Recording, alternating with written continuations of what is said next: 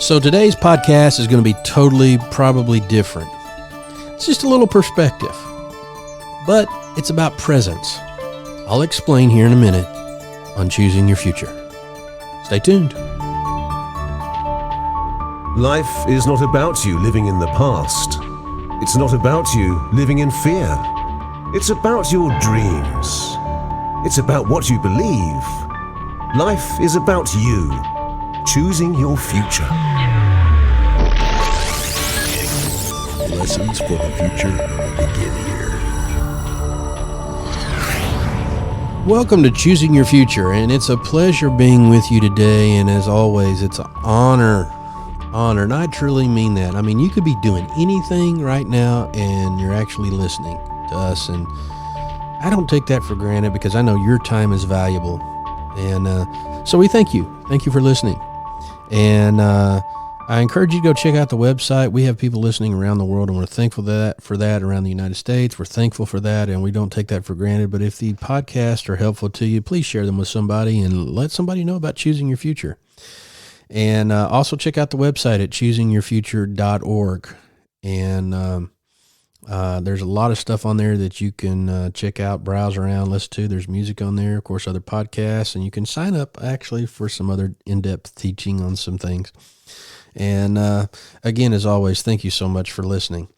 Today's podcast is going to be a little different. I'm not going to approach anything really from a biblical standpoint, even though it probably will be, and not from necessarily a particular science or psychological standpoint, even though it will be.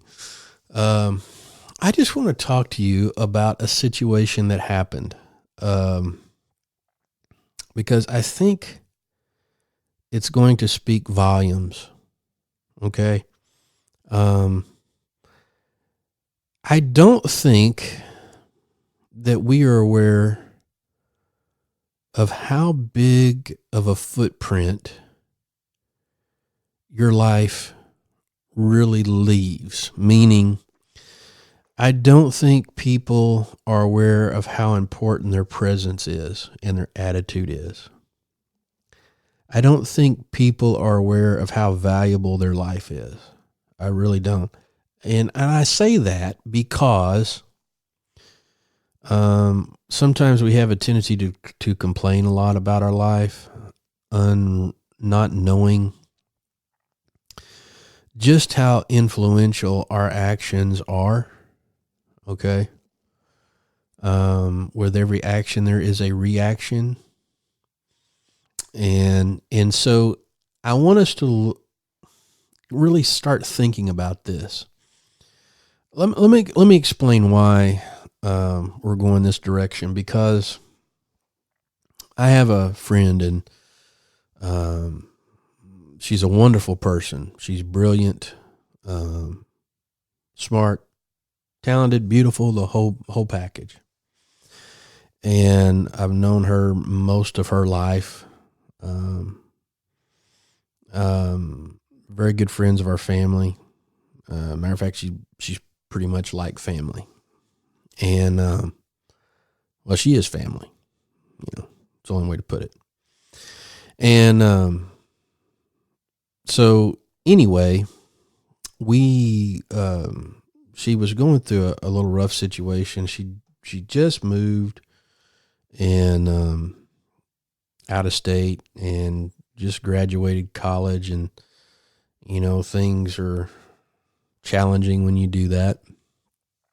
And very, very proud of her, as she's accomplished so many things and overcome obstacles that everybody goes through. And so she got a particular job doing a particular thing that really is not matching her degree or desires. Okay. And, we all go through that. We all have those moments where we know we're destined to do something, but it's not quite happening for us yet. We know there's a dream and a vision and a passion in us to do something, but, we're we're just not quite there yet. There just seems to be obstacle after obstacle after obstacle, and so on and so forth. And then, finally things begin to happen if we don't give up. And so we got to talking one day, and she just said, I'm just going to change my attitude about this whole thing. And I don't really particularly like what I'm doing, but you know what, God, I'm going to do this unto you, and I'm just going to have a good attitude about it. I respect that, because that's a lot of honesty, which most people don't. They want to blame everybody for their stuff, But she didn't do that. She was very evaluative. She began to look at herself, and she said, I'm not going to blame anybody for this. I just need to change my attitude. And so this particular job that she was doing, she just changed her attitude. She just started smiling and started doing things with a joy and a happy heart, and just saying, God, I'm gonna let you be seen in me in this, and I'm gonna do this unto you. This is what I mean by presence. This is what I mean by living out the essence of God in our everyday life. Well, she kept doing this for a while, and then all of a sudden, one of the major players in this huge company, very huge company,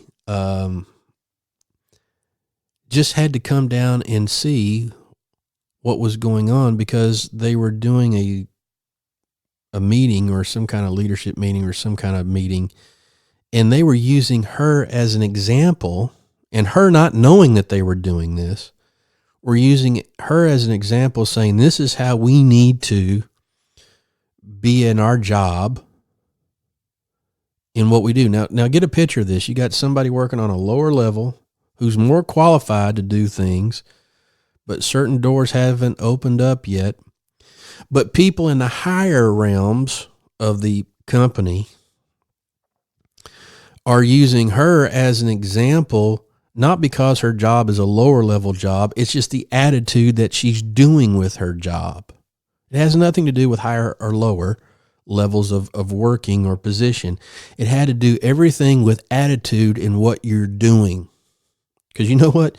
You can have a bad attitude in the higher places, quote unquote, CEO, president, whatever. You can have a bad attitude and it affects everybody. And you know what? If you work on the lower levels where you're not the CEO or the president, you can still have a bad attitude and it's still going to affect everybody. The bottom line is attitude and presence affects everybody and everything, no matter what level you work on in your company or whatever, school, wherever you're at. Home. It doesn't matter. And so she got the attention of everybody in this big organization just because of her attitude. And they said, you know what? We need to be more like her. Well, it got to the point to where one of the major players came down on the floor that she worked and said, I just had to see you and meet you because everybody's coming down just to be served by you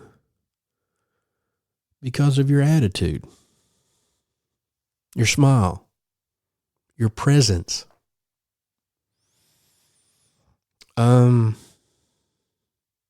When was the last time somebody said that about you? When I say you, I'm talking us. Us and me and you and everybody in between. Those are for you out of the country. That's Arkansas term for us. Usins.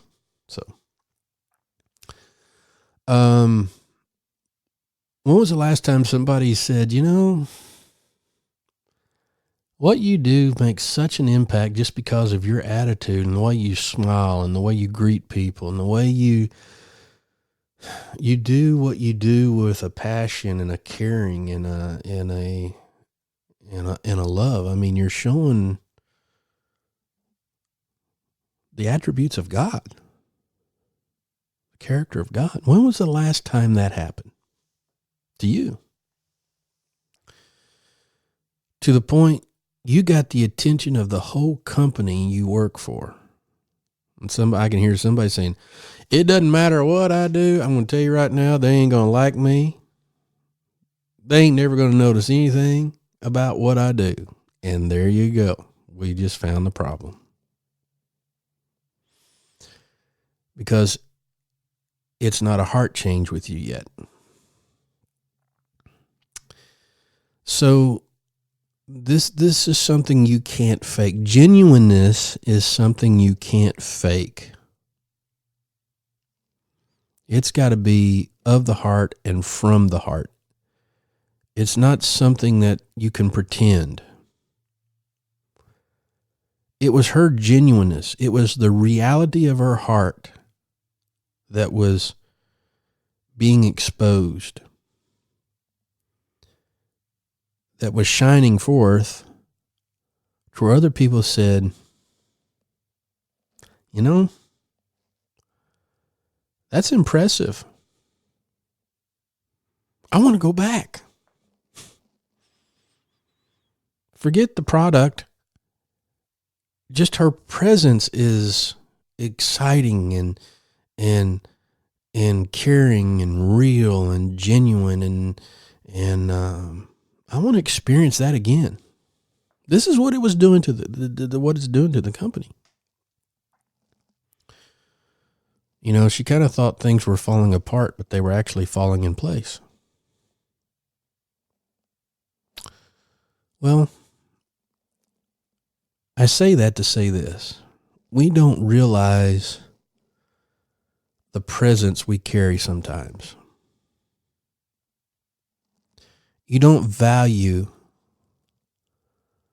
how much you really matter in this thing called life. Your presence is needed, but the right presence is needed. The right attitude, the right attributes, character.